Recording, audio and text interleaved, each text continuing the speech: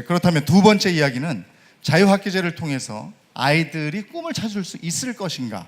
아이들의 꿈찾기입니다. 아이들이 꿈과 끼를 찾기 위해서 시작된 자유학기제가 빚어낸 학교 현장의 변화된 모습, 이게 또 궁금하실 텐데 이 모습 영상으로 확인하시겠습니다.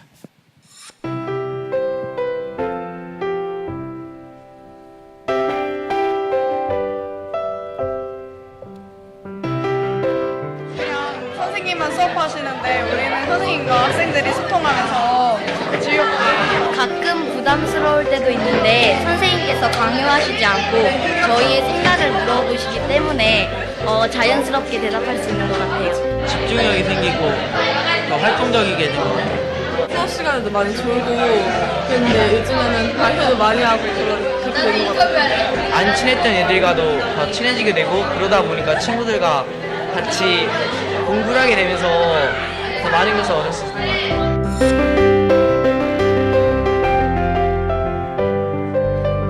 변호사나 검사 쪽의 일도 하고 싶었고 진로 쪽과 관련돼서 이 활동 때문에 지원하게 됐어요. 진짜 검사인 것처럼 몰입해서 해서 되게 뿌듯하고요. 제가 만약에 검사가 될 수도 있잖아요. 그래서 진짜 완전 열심히 되게 유지를 내리려고 되게 열심히 노력했던 것 같아요. 내 꿈은 프로그래머였는데 근데 이걸 오늘 수업을 듣고 나니까 뭔가 3D 프린팅 관련 프로그램을 만들어 보는 것도 괜찮겠다 그런 생각이 들었어요.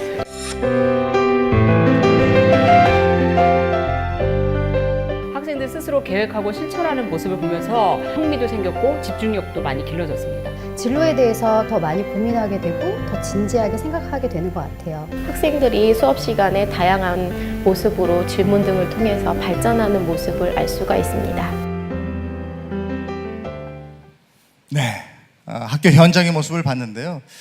진짜 그건 뭐 공감하실 겁니다. 내가 좋아하는 것을 할 때와 마지못해 할 때 반응이 완전 다르잖아요, 그죠? 내가 하고 싶은 것을 하니까 조는 아이들이 학교 현장에서 없어졌다, 이런 얘기도 들리던데 자유학기제를 직접 운영하고 계신 선생님 말씀을 여기서 안 들어볼 수가 없습니다. 진짜 학생들의 반응이 학교 현장에서 어떤지, 그리고 진로 탐색을 한다는데 이게 어떤 것을 하는지 정명희 선생님, 학교 현장 얘기 좀 해주세요. 일단 아까 제가 처음 말씀드렸듯이 자유학기제를 하면서 가장 많이 달라진 것이 교실 수업입니다. 그 일제식 강의식 수업이 아니라 다양한 수업을 하게 되는데요. 제가 이제 국어 교과를 맡고 있거든요. 그러면 일단 협동 학습을 그 기본으로 해가지고 학교 전체적으로도 그렇고 저도 그렇고 그 교과 간 융합 수업이라던가 진로 연계 프로젝트 수업, 과학과 같은 경우나 기술과 같은 경우는 실험 실습 교육, 하여튼 다양한 형태의 수업을 하게 됩니다. 이 과정을 통해서 학생들이 졸거나 딴짓을 하는 학생들 정말 없고요. 그리고 이제 각자 서로 협동해서 과제를 해결하고 수업에 적극적으로 참여하게 되거든요. 그 다음에 이제 두 번째 자유학기 활동 4가지 영역이 있는데요. 학생들이 학교에서 선택할 수 있는 건 그 전에 동아리 활동밖에 없었어요. 그런데 주제 선택 활동, 그 다음에 예술 채용 활동, 진로 탐색 활동, 이 모든 과정이 학교에서 일방적으로 제시하는 것이 아니라 학생들이 그걸 각각 자기가 원하는 것을 선택해서 활동을 하게 됩니다. 아까 사회자분께서도 말씀하셨지만 학생들이 일방적으로 주어진 것을 하게 되는 것과 자기가 원해서 관심 있는 분야의 것을 선택해서 활동할 때는 정말 그 활동에 참여하는 것과 결과물이 너무나 다릅니다. 1학년 때는, 중학교는 진로 탐색 기간이거든요. 자기가 원하는 것도 하고 또 관심 있는 분야 여러 가지를 탐색을 하면서 자기의 꿈을, 알지 못했던 자기의 적성, 능력을 찾게 되는 경우가 굉장히 많습니다. 본인이 원해서 하는 것과 마지못해 하는 것에 대한 차이를 얘기했잖아요. 저희 아나운서 중에도 그런 사람이 있어요. 오상진 아나운서라고요. 예전에 뉴스를 시키면 그렇게 못해요. 근데 예능 프로그램 시키면 그렇게 잘해요. 그래서 얘가 하고 싶은 게 예능이었구나, 이런 생각도 하거든요. 이건 뭐 약간 엉뚱한 비유이긴 합니다만은 아마 그거는 학부모님 여러분들도 학교 다니면서 느끼셨을 거예요. 내가 이 공부를 지금 왜 하고 있는 거야? 이런 생각 누구나 다 해보셨을 겁니다. 그런데 목표가 정해지면 그 목표를 위한 공부는 무섭게 했던 기억들 다 가지고 계실 겁니다. 학교 수업이 그럼 구체적으로 우리 아이들이 자유학기제에서 학교 수업을 어떻게 받고 있는지, 학교 수업이 어떻게 이루어지고 있는지 이 현장의 모습이 궁금하실 텐데 그걸 또 담아왔더라고요. 화면으로 확인하시겠습니다.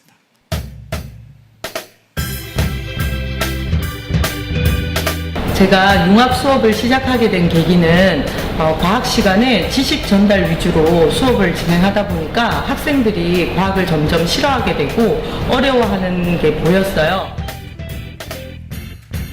그래서 어떻게 하면 쉽고 재미있게 가르칠 수 있을까 고민을 하다가 융합 수업을 시작하게 되었는데요. 과학적인 원리와 그 다음에 수학적인 지식, 그 다음에 음악적인 적용을 한데 묶었습니다. 예를 들자면 피타고라스 음계 수업을 진행을 할 때 아이들은 수학 시간에 유한소수와 순환소수에 대해서 배우고 그 소수가 음계에 어떻게 적용되는지, 그리고 과학 시간에는 진동수에 따라서 높은 음과 낮은 음이 나게 되고 그 다음에 음악 시간에는 악기를 이용해서 연주해보는 수업을 진행을 하였는데요. 이 수업으로 저희 학생들은 폭발적인 반응을 보였습니다. 학생들이 피타고라스 음계가 음악을 전공하는 아이들만의 세계가 아니라 자신들도 직접 경험할 수 있고 간단하게 악기를 만들어 봄으로써 이것이 실생활에 어떻게 적용되는지, 그리고 쉽게 다가올 수 있는 음악과 수학과 과학의 원리라는 것을 습득하게 되었습니다.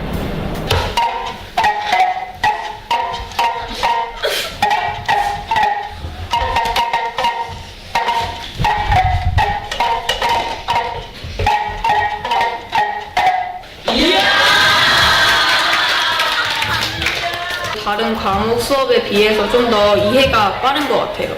좀 더 쉽고. 왜냐면은 수학 과목에서 그냥 선생님이 설명해 주시면 그냥 개념은 그런 개념이구나 라고 생각을 하고 그냥 스쳐 지나가게 되는데, 이런 식으로 융합 수업을 하다 보면은 피타고라스의 정리가 실생활에 어떻게 적용되는지 예를 들어주시고 그러시다 보니까 아무래도 좀 더 개념이 이해가 더 잘 되는 것 같아요.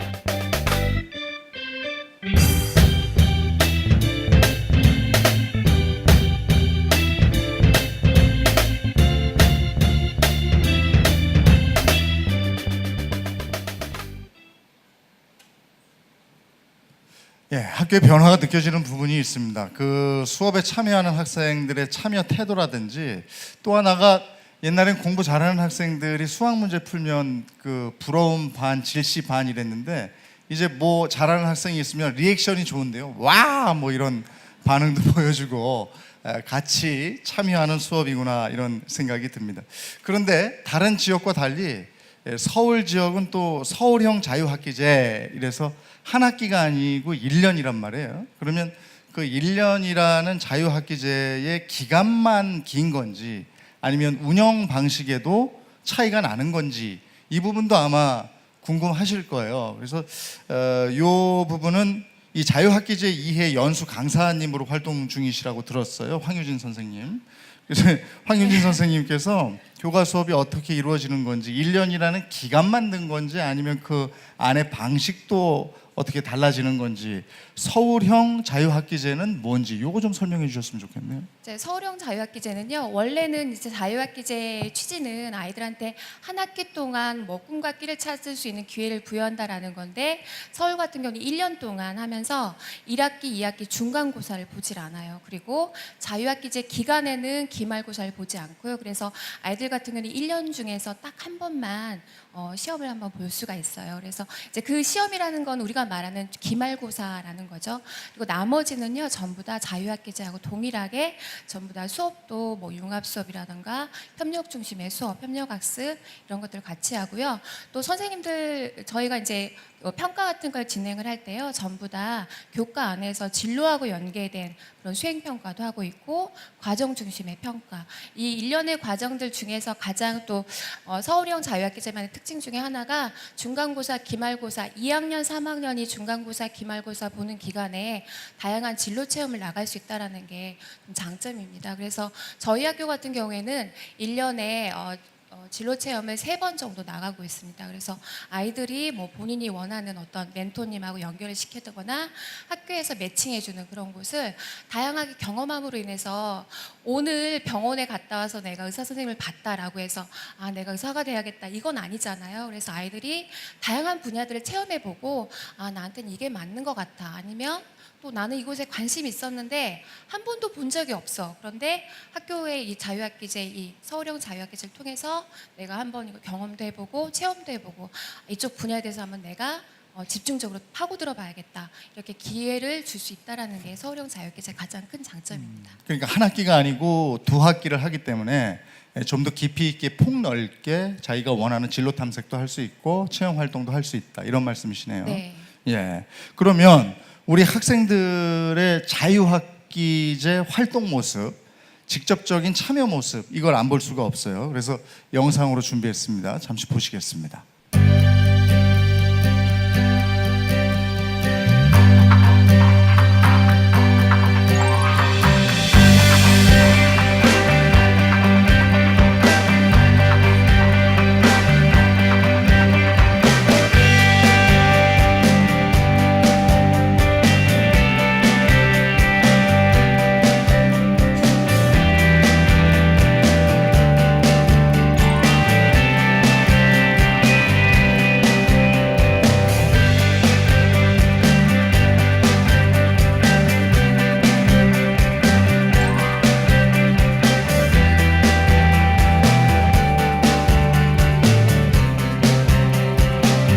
오늘 와서 보니까 말에 대한 기술이라든지 조련사라든지 이런 수의사를 보니까 다양한 직업이 있는 것도 알 수 있었고 이쪽 분야로도 생각할 수 있다고 생각하니까 좋았던 것 같아요.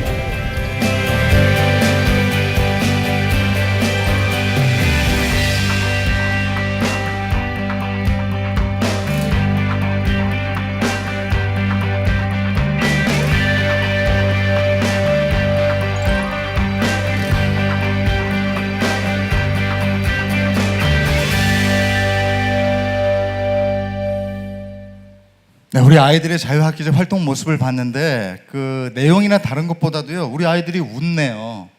근데 원래 중학교 1, 2학년 때 이때 아이들이 제일 많이 웃거든요. 제가 화제 집중이라는 프로그램 할 때 그 중학교 1, 2학년 여학생들은 정말 구슬 굴러가는 것만 봐도 웃을까? 이게 제가 명동에 구슬 2알을 가지고 갔잖아요. 명동에서 구슬 2알을 굴렸어요. 그때 막 웃더라고요. 그래서 야 이게 진짜구나. 근데 최근에는 중학교 1, 2학년 여학생들이 굉장히 거칠어졌다는 얘기를 들었습니다. 근데 자유학기제에 참여하는 아이들의 모습을 보니까 아이들이 웃고 있어서 그게 참 좋습니다. 제 아이가 남자아이인데 중학교 때만 해도 제가 뭐라고 야 오늘 학교 어땠니? 라고 물어보면 저희 아이는 이랬다고요. 입이 이렇게 돼가지고. 근데 아이들이 웃고 있는 모습이 저는 아주 제일 와닿았어요. 근데 지금 어머님 와 계시잖아요. 근데 자유학기제 하면서 아이들이 진짜 좀 웃습니까? 학교 가는 것을 옛날에는 좀 싫어하기도 했을 텐데 지금 학교 가고 싶어 합니까? 이런 것도 궁금해요. 일단 재밌어 해요. 그러니까 제일 좋은 게 뭐냐면은 시험 안 보는 건 물론 좋죠. 근데 그거 말고 아이들이 이제 이렇게 조별 과제 같은 걸 굉장히 많이 하거든요.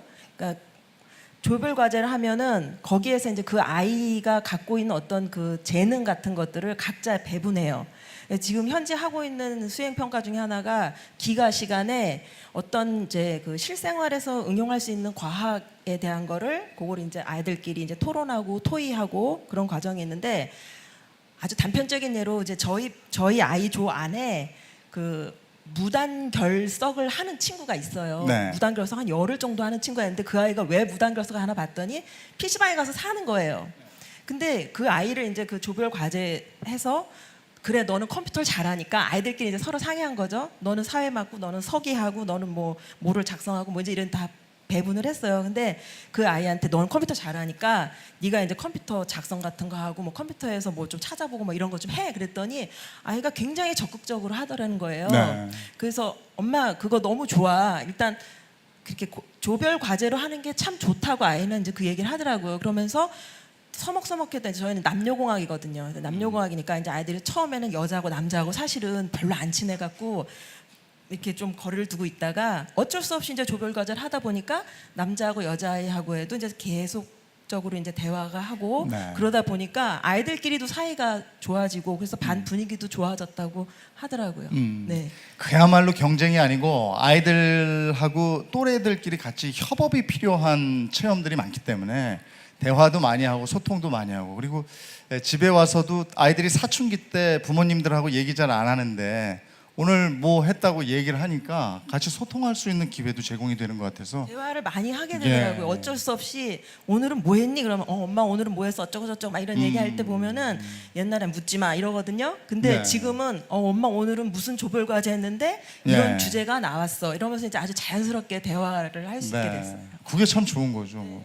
차관님도 아까 영상을 흐뭇하게 바라보고 계셨는데 다른 학교들도 많이 가보셨을 거 아니에요. 네네. 지금 뭐 선생님이나 학부모님 말씀처럼 다른 학교들도 긍정적인 변화가 있는 거죠. 네, 긍정적인 변화가 아주 많이 관찰이 됩니다. 그래서 네. 아까 이 뒤에 화면에 이렇게 자료 화면으로 이렇게 만족도 조사한 것이 나왔었거든요. 네. 그래서 보면 학생들 만족도도 올라가고요, 학부모님 만족도도 올라가고, 실제로 제일 만족도가 많이 올라가는 거는 선생님이십니다. 네. 선생님이셔서 저희가 맨 처음에 이 자유학기제를 할 때 오히려 걱정했던 거는 선생님입니다. 왜냐하면 이게 부담이 굉장히 늘어나는 거거든요. 그러니까 오전에 수업도 과거에 뭐 오랫동안 해왔던 거를 다 이제는 버리고 또 새롭게 하셔야 되니까 그 준비도 하셔야 되고 좀 더 학생들하고 상호작용을 많이 하려면 부담도 되고 오후에 또 학생들이랑 뭐 활동하려면 또 부담도 되고 그랬는데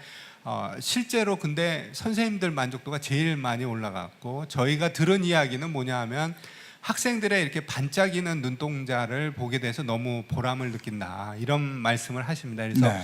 그렇게 전체 만족도들도 올라갔고요. 저희가 또 하나 이제 그 조사를 해보면 학교 폭력이나 이런 부분들도 좀 줄어듭니다. 그래서 줄어들고 근데 그 부분이 뭐냐 하면 조금 전에 학부모님께서 말씀해 주신 것처럼 학생들 간에 이 상호작용이 많아지니까 과거에는 이렇게 친하게 안 지냈던 친구들하고 친하게 지내고 선생님하고도 이야기를 좀 더 많이 하게 되면서 학생들이 훨씬 더 이게 스트레스를 덜 받는 겁니다. 네. 그러니까 자기가 이렇게 할 수 있는 부분들이 많아져서 그래서 학교 폭력도 굉장히 줄고 인성도 좋아지고 저희가 이제 아주 객관적인 뭐 이걸로 증명은 못했지만 그 자살하는 학생 수 아주 극단적인 선택이죠. 그 자살하는 학생 수가 중학교 단계에 자살하는 학생 수가 최근 3, 4년 동안 무지 많이 줄었습니다. 한 뭐 절반 이하로 줄었고요.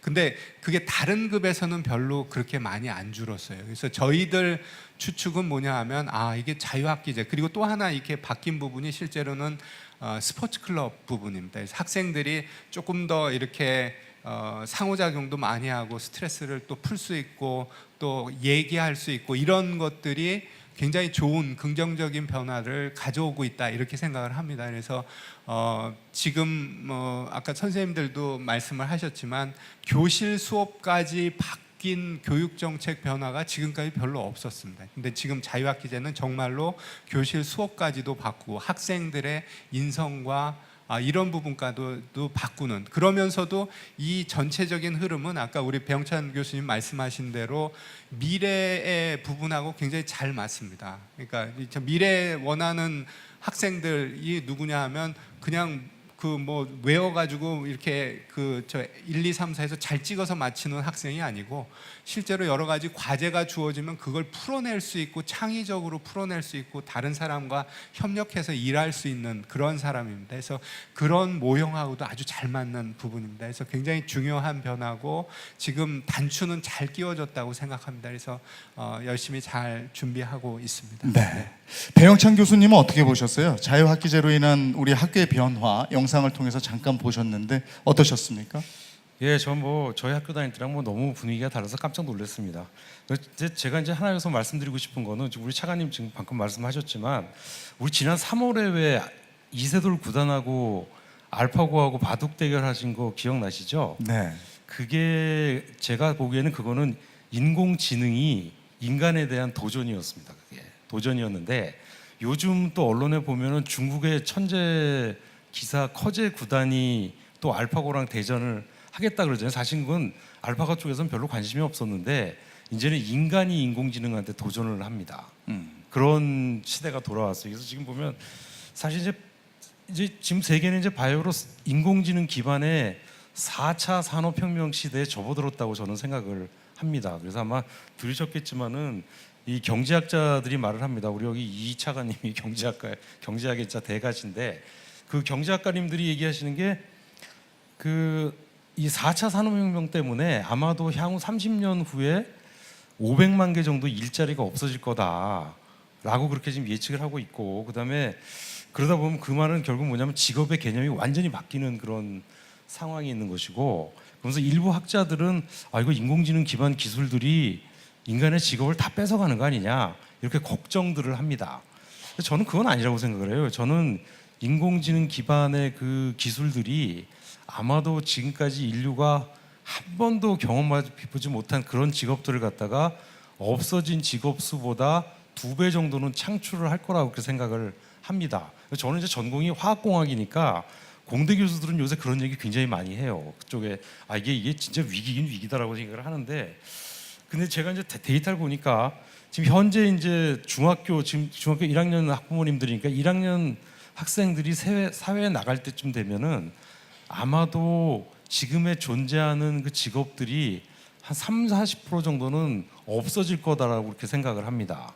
이렇게 굉장히 시사하는 바가 굉장히 커요. 그리고 현재 35세 이하의 사람들은 4차 산업혁명 하에서 생활을 할 거다라고 얘기를 하는데, 그 말은 뭐냐면 직업이 없어진다는 말은 결국은 교육을 다시 받아야 된다는 말입니다. 그래서 그게 굉장히 중요한 시사점을 던지는 건데, 그래서 제가 보면 이런 4차 산업혁명에서 이제 요구하는 능력들이 있어요. 보면 이제 이게 뭐 아까 차관님 말씀하셨듯이 복합 문제 해결 능력이 있고, 그다음에 이제 인지 능력을 굉장히 요구를 하는데 감성적인 걸 굉장히 요구를 합니다. 왜냐하면은 기계가 할 수 없는 게 감성적인 우리 인간의 감성이기 때문에 감성을 기반으로 해서 협업을 한다든가 감성을 기반으로 해서 상대방을 설득을 한다든가 창의력도 그렇고 모든 게 감성 기반으로 나와야 되는데, 제가 사실은 좀 놀랐어요. 저희 대학들은 교육부에서 하는 일 좀 시큰둥하게 생각하는데, 제가 이제 차관님한테 감사의 말씀을 드리는 게, 저는 이 자유학기제 보고 깜짝 놀란 게 자유학기제 기반이 감성 기반입니다. 그래서 벌써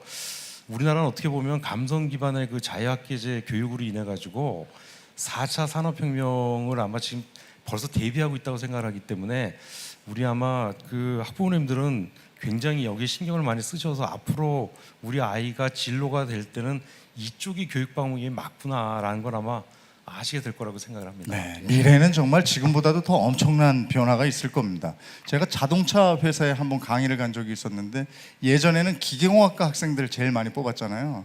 그러다가 전자공학과 컴퓨터공학과 제어계측과 학생들을 제일 많이 뽑았어요. 근데 저 뒤에 머리 팔로파로 염색하고 이렇게 쪼리 같은 거 신고 이러고 있는 친구들이 있어요. 래퍼인 줄 알았는데 디자이너들이에요. 연봉 제일 많이 받아요. 그러니까 이렇게 막 변화하더라고요. 아나운서라는 직업도 그렇습니다. 예전에는 언론인이었잖아요, 그죠? 지금 뭐라고 생각하세요? 거의 연예인이에요. 예? 전현무 때문에. 이렇게 변해가요. 이렇게 나중에 어떻게 될지 모릅니다. 우리 아이들이 그런 미래에 대한 생각을 하면서 꿈과 끼를 찾기를 간절히 바랍니다.